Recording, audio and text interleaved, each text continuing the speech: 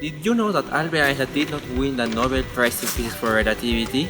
Well, he won by his explanation to the photoelectric effect, and today I will explain it to you the photoelectric effect.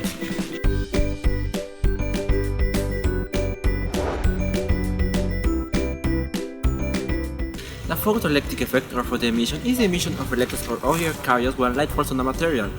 Well, we go in parts. In order to explain the photoelectric effect, it's necessary to know what the light is. The light is made of particles called corpuscles. The light consists of waves. So, what is light? Corpuscles or waves? In 1905, Albert Einstein postulated a photon, a kind of light particle, wave packets called photons. Great, we already know what is light. Now let's go to the photoelectric effect. We have light and it falls on a metal. We know that metal has electrons in its composition. Then electrons that were in the metal plate, they shoot out of the metal, and this known as the photoelectric effect. How does this happen? If one of these electrons absorbs the energy of a photon and the latter has more energy than the work function, the electron is stripped of the metal. The emission of electrons of the metal depends on the frequency of light.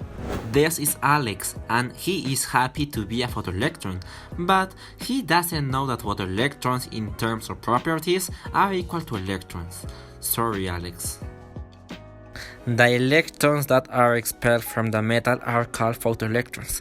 The prefix photo indicates that the electrons have been expelled from the metal by light. And mathematics?